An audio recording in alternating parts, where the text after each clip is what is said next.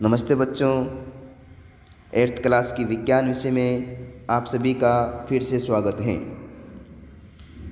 हमने lesson number 9 की चर्चा कर रहे थे, जिसमें अपना टॉपिक था जनन।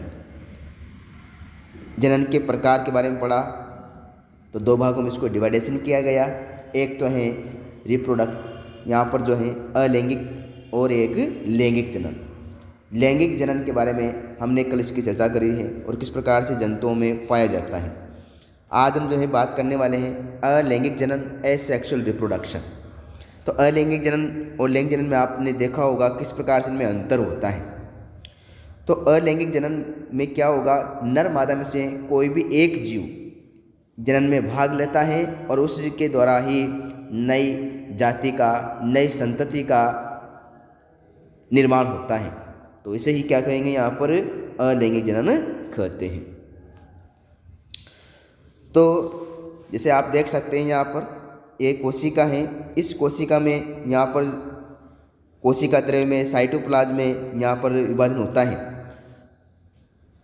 और नई संततियाँ बनती हैं। अलैंगिक जनन की कुछ विधियाँ दे रखी हैं। तो इसके ये दे रखा है जीव, इसमें क्या होगा, जीव द्रव्य में विभाजन होता है और धीरे धीरे विभाजन होकर दो नई संतति का निर्माण करते हैं। तो इसे द्विविखंडन कहते हैं। जैसे अमीबा है, अमीबा एक कोशिकीय जीव हैं। इसमें यहाँ पर जनन की प्रक्रिया होगी, जिसके फलस्वरूप इस एक केंद्र में दो विभाजन होता है और इसके शरीर बीच में से खांच का निर्माण करते हुए दो यहाँ पर जंतु का निर्माण कर लेते हैं। और ये एक से यानी एक जनक से दो जनक यानी दो संतति का निर्माण कर लेता है।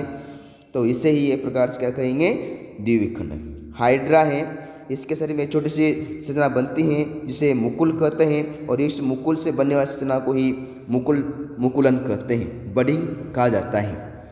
तो इस छोटी संरचना से क्या बना, एक नया जीव का निर्माण हुआ है और इस नए जीव के निर्माण से ही यहाँ पर अलैंगिक जनन की प्रक्रिया संपन्न होती है। आगे हम बात करेंगे डोली की कहानी, यानी एक क्लोन के बारे में दे रखा है इस लेसन में। इसमें किसी समरूप कोशिका यानी किसी जीवित भाग अथवा संपूर्ण जीव को कृत्रिम रूप से उत्पन्न करने की जो प्रक्रिया है वही क्या कहलाती हैं, क्लोनिंग कहलाती हैं। और क्लोनिंग के बारे में सबसे पहले इयान विल्बर्ट नामक वैज्ञानिक ने और एडिनबर्ग, स्कॉटलैंड, रोजलिन इंस्टीट्यूट में ये कार्य किया और भेड़ का यहाँ पर क्लोन बनाया और उस क्लोन से नई भेड़ का निर्माण किया, जिसे डोली भेड़ कहा गया है। इनका जन्म 5 जुलाई 1996 को हुआ था। ये समरूप कोशिकाएं होती हैं, उन कोशिका से नए जंतु का इसमें निर्माण किया गया है। डोली की कहानी की क्लोन के रूप में इसमें कुछ समय के बाद इसके लंग्स में इन्फेक्शन हो गया, संक्रमण हो गया, जिसके कारण ये लंबे समय तक जीवित नहीं रह पाई और 14 फरवरी 2003 को इसकी मृत्यु हो गई। तो इस प्रकार से इन्होंने देखा कि जो क्लोन बन रहे हैं वह जीवों में यहाँ पर उसके लिए यानी नई संतति के लिए यहाँ पर सही नहीं है। अब हम बात करेंगे इसकी दोहराई की, तो कुछ पॉइंटों की चर्चा करते हैं। माता पिता से संतान का जन्म प्रजनन कहलाता है। प्रजनन की दो विधियाँ, लैंगिक जनन और अलैंगिक जनन।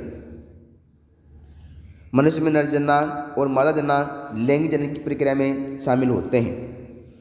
शुक्राणु और अंडाणु और शुक्राणु संयोजन से निषेचन होता है। निषेचन के फलस्वरूप युग्मनज का निर्माण होता है और निषेचन के दौरान यानी निरंतर कोशिका में विभाजन होकर भ्रूण में यहाँ पर परिवर्तन हो जाता है, इसमें भ्रूण में परिवर्तन हो जाता है। जंतुओं में प्रजनन की दो प्रकार का होता है, बच्चे यानी यहाँ पर जो है देने वाले जंतु और अंडे देने वाले जंतु। शारीरिक संरचना का रूपांतर होकर बच्चे से वयस्क में रूपांतरण ही एक प्रकार से क्या कहलाता है, कायांतरण कहलाता है। तो इस प्रकार से हमने इस लेसन में यहाँ पर इसकी दोहराई करी है और हमने इसके बारे में समझा है कि जंतुओं में किस प्रकार जनन की प्रक्रिया संपन्न होती है। और ये लेसन अपना कंप्लीट होता है। सभी को धन्यवाद।